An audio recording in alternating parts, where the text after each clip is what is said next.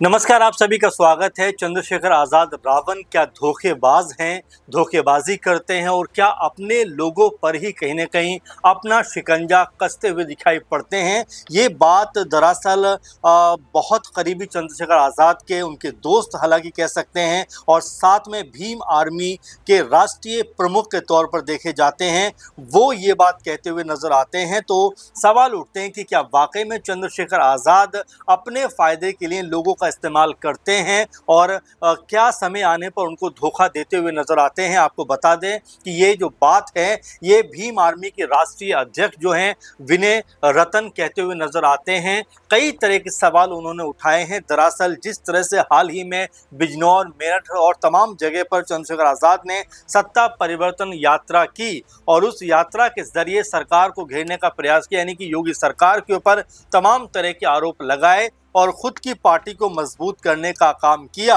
ऐसे में कई लोग ये भी कह रहे थे कि चंद्रशेखर आज़ाद ने जिस थोड़े से समय में अपने आप को मजबूत किया है, अपनी पार्टी को आगे बढ़ाते हुए नजर आ रहे हैं। ऐसे में तमाम साजिशें उनके खिलाफ जो हो रही थी वो नाकाम साबित हुई हैं। लेकिन अब उनके ही बेहद खासम खास, उनके ही बहुत करीबी भीम आर्मी के राष्ट्रीय अध्यक्ष विनय रतन कहते हैं कि चंद्रशेखर आज़ाद ने उनके साथ में धोखेबाजी की है। और ये कोई पहला मामला नहीं है जब चंद्रशेखर आज़ाद के ऊपर इस तरह के आरोप लगे हैं, बल्कि इससे पहले रोहिणी घाबरी जो खुद को चंद्रशेखर आज़ाद की गर्लफ्रेंड के तौर पर पेश किया करती थी, वो भी लगातार ये बात कह रही थी कि उन्होंने भी उनको धोखा दिया है, लगातार अंधेरे में रखा और अपने आप को आगे बढ़ाने के लिए उन्होंने गलत तरीके से उनका इस्तेमाल किया और तमाम तरह की बातें वो चंद्रशेखर आज़ाद के बारे में कहते हुए दिखाई पड़े। आपको बता दें कि विनय रतन ने सोशल मीडिया पर एक वीडियो जारी किया जिसमें उन्होंने चंद्रशेखर आज़ाद के खिलाफ आरोप लगाते हुए ये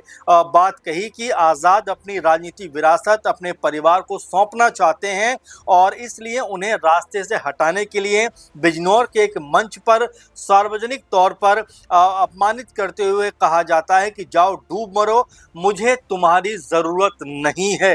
विनय रतन ने कहा कि वो आज़ाद के व्यवहार से इतना आहत थे कि उन्होंने खुदकुशी करने तक की अंदर से उनको इच्छा हुई, यानी कि इतना ज़्यादा वो परेशान हो गए आज़ाद के इस बयान से कि जाओ डूब मरो और मुझे तुम्हारी ज़रूरत नहीं है। इसके बाद जो विनय रतन है वो ये बात कहते हुए नजर आते हैं कि उनको इस बात को सुनने के बाद इतनी आत्मग्लानि हुई, इतना ज़्यादा अफसोस हुआ कि वो खुद को मिटाना चाहते थे। और आपको बता दें कि विनय रतन जो हैं ये मजबूत सिपाही में से एक माने जाते हैं और जाहिर बात है कि चंद्रशेखर आज़ाद के लिए कदम कदम पर उन्होंने उनका साथ भी दिया है। लेकिन इस तरह की बात कहने के बाद अब चारों तरफ ये बात निकलकर सामने आ रही है कि आखिर ऐसा क्या हुआ कि विनय रतन जो बहुत करीबी थे चंद्रशेखर आज़ाद के, अचानक से उनको अपने आप से दूर करते हुए दिखाई पड़ते। और यहाँ पर विनय रतन भी कहते हैं कि चंद्रशेखर आज़ाद जो है अपनी पार्टी में हम जैसे नेताओं को बर्दाश्त नहीं कर सकते, बल्कि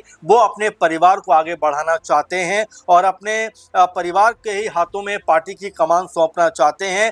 चंद्रशेखर आज़ाद के खिलाफ विनय रतन ने साफ तौर पर कहा कि भीम आर्मी को खड़ा करने में 70% हाथ उनका है। यानी विनय रतन कहते हैं कि भीम आर्मी यूं ही खड़ी नहीं हो गई, भीम आर्मी यूं ही मजबूत नहीं हो गई और भीम आर्मी का कद जो है उत्तर प्रदेश के अंदर यूं ही इतना मजबूत नहीं हो गया, बल्कि उन्होंने उस संगठन के लिए, भीम आर्मी के लिए अपनी जान को दांव पे लगा दिया, अपने आप को दांव पे लगा दिया और उस संगठन को मजबूत करने का काम किया। और विनय रतन यहाँ तक कहते हैं कि 70% उन्होंने अपने दम पर भीम आर्मी को एस्टैब्लिश किया है। यानी कि उनका कहने का अर्थ ये बन जाता है कि नगीना से जिस तरह सांसद बने चंद्रशेखर आज़ाद और अब उत्तर प्रदेश का चुनाव नजदीक आ रहा है, लेकिन उससे पहले जिस तरीके से यहाँ पर मंच से विनय रतन को चंद्रशेखर आज़ाद ने जिस तरह की बातें कही, बकौल अगर हम विनय तिवारी देखें तो वो कहते हैं, एक मंच से कहते हुए नजर आते हैं बिजनौर के कि जाओ मुझे तुम्हारी ज़रूरत नहीं है,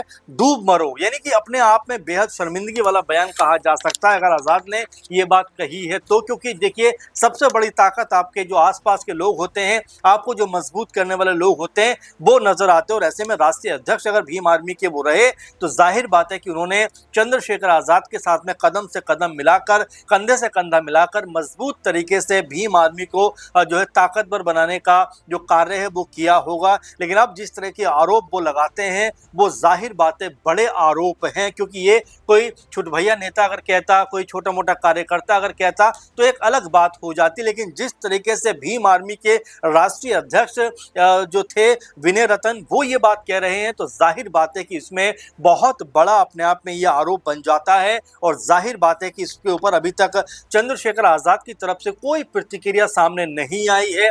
चंद्रशेखर आजाद जो बीते दिनों रैली करते हुए नजर आ रहे थे, सत्ता परिवर्तन की बातें कर रहे थे, योगी सरकार को हटाने की बातें कर रहे थे, बिजनौर, मेरठ, सहारनपुर इन तमाम जगह पर अपनी पार्टी को मजबूत करने का कार्य कर रहे थे। इस तरह की चीजों को करते हुए जब बिजनौर में वो थे तो वहीं पे विनय रतन को लेकर वो इस तरह के शब्दों का इस्तेमाल करते हैं। अब ये पूरा मामला है क्या, इसको लेकर अब रोहिणी घाबरी, जैसा हम आपसे बात कर रहे थे कि अपने आप को जो चंद्रशेखर आजाद की गर्लफ्रेंड बताती हैं, और तमाम तरह के जो आरोप उन्होंने, संगीन आरोप हालांकि कह सकते हैं इनको, चंद्रशेखर आजाद के ऊपर उन्होंने लगाए थे। और बाकायदा दिल्ली भी आई थी, दिल्ली में आकर तमाम तरह का प्रोटेस्ट भी वो करते हुए नजर आई थी अपने लेवल पे। लेकिन ये भी कहा बहुत सारे लोगों ने कि वो सिर्फ अपने आप को फेमस करना चाहती हैं। अब यहाँ पर वो जिस तरह की बात को कहती हैं उसको भी समझने की जरूरत है। रोहिणी घाबरी आरोप लगाती हैं कि जयंत चौधरी ही चंद्रशेखर को बीजेपी के पास लेकर गए। वो कहती हैं कि चंद्रशेखर विनय रतन में क्यों तकरार हो रही है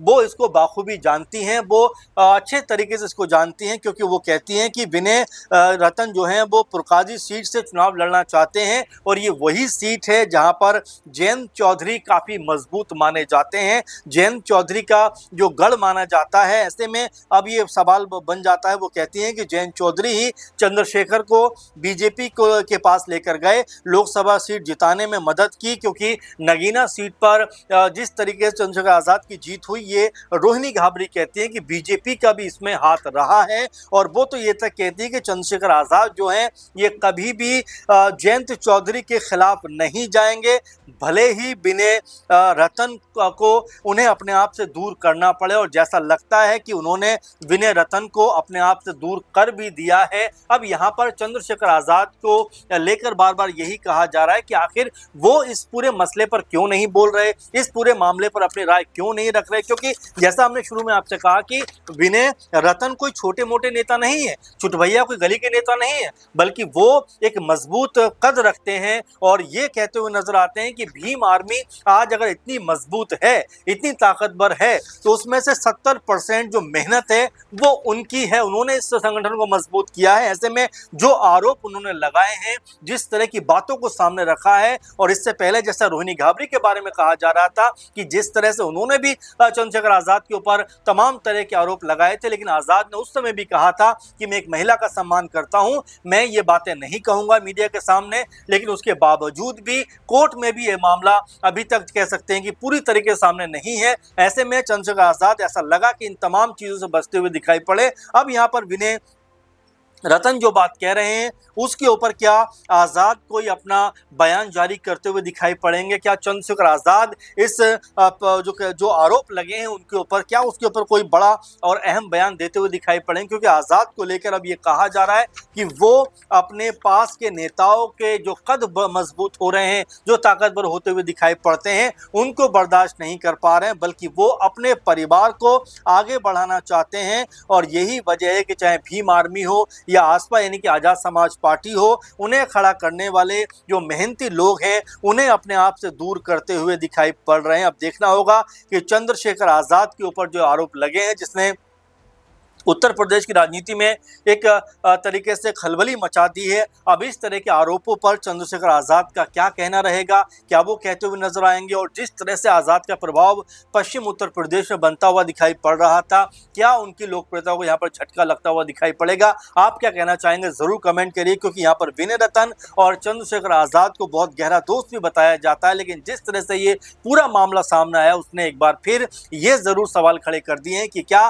चंद्रशेखर आजाद लोगों का इस्तेमाल करते हैं अपने आप को आगे बढ़ाने के लिए? अभी तक चंद्रशेखर आजाद का इसको लेकर कोई बयान नहीं है। अब आप इसको लेकर क्या सोचते हैं, क्या आप समझते हैं और क्या प्रतिक्रिया देना चाहते हैं, जरूर कमेंट करिए। फिलहाल के प्रोग्राम में बस इतना ही। आप लगातार बने रहें। नमस्कार।